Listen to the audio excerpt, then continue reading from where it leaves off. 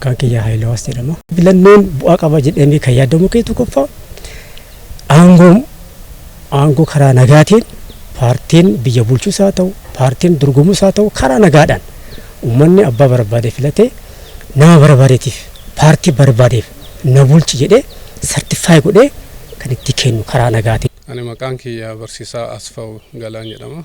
Filannoo jechuun egaa murteessa hawaasa yookaan lammii biyya tokkoof qaama isa bulchu filachuuf qophii gahaa taasisuun barbaachisaa waan ta'eef dirqama qophaa'anii sagalee ofii sagaleen tokko bu'aa qabdi filannoo keessatti waan ta'eef namni kamiyyuu qophaa'uu qaba. Maqaan kiyya Warquu Xayyibii Waddeessaati. Filannoo marsaa torbaffaa biyyi keenya gaggeessitu irratti an filachuuf qophii. Filachuun keenya ammoo dirqama nurra jiru bahachuu keenya waan mul'isuuf ifii kiyya dabalatee nama na fakkaatu bul hundaan mootummaa biyya bulchu filachuuf qophii jechuudha. Maqaan kiyya Nageessaa Baalleetii ifirraa kaasee sadarkaa ollaa jirutti dargaggoo jiru jaarsaaf jaartii jiru akkaataa garee jirruuf zoonii jiru keessatti kaka'umsa kanaan qophoonnee ifillee qophoonnee uummatallee mataa karaa kanaan qopheessisaa jirra. Maqaan kiyya Gizaachoo Waaqoo jedhama. Paartiin kamiyyuu kanaa ta'e jedhee karaa dimokiraasii ta'een mootummaa biyya bulchu kanaafuu hin filadha jedhee akka kiyyatti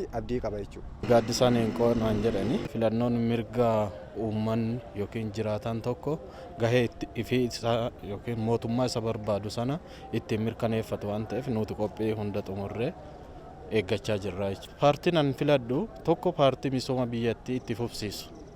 Lammaffaa sirna dimokiraasii amma biyyi keenya jalqabde itichee kan itti fufsiisu paartii nama misoomaa qabu kan filadhuudha jechuudha. Egeree biyya kanaa itti fufsiisuu danda'u misooma lafa qabsiisuu kan danda'uu fi nageenya eegsisuu kan danda'u paartii sallaalee filachuu barbaada. Mootummaa an filadhu mootummaa misoomaa, mootummaa uummataa dhaabbatu, mootummaa gaaffii uummataa deebisu, mootummaa uummata tokkummaan qabatee uummata sabaa fi sablammii hunda tokkummaan qabatee qaxxaamursu isa kana filachuu fi qophii qabna.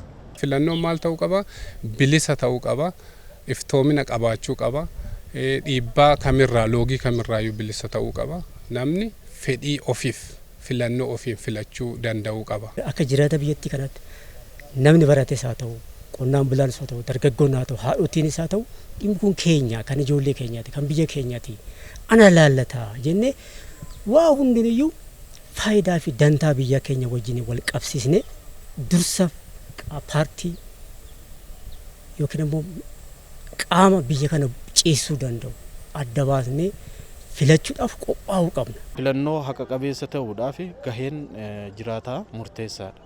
Tokkoffaa nageenyummaa isaa, lammaffaa immoo namni itti amanee mootummaa isa barbaadu sana akka filatuuf gahee keenya bahuu qabna jechuudha.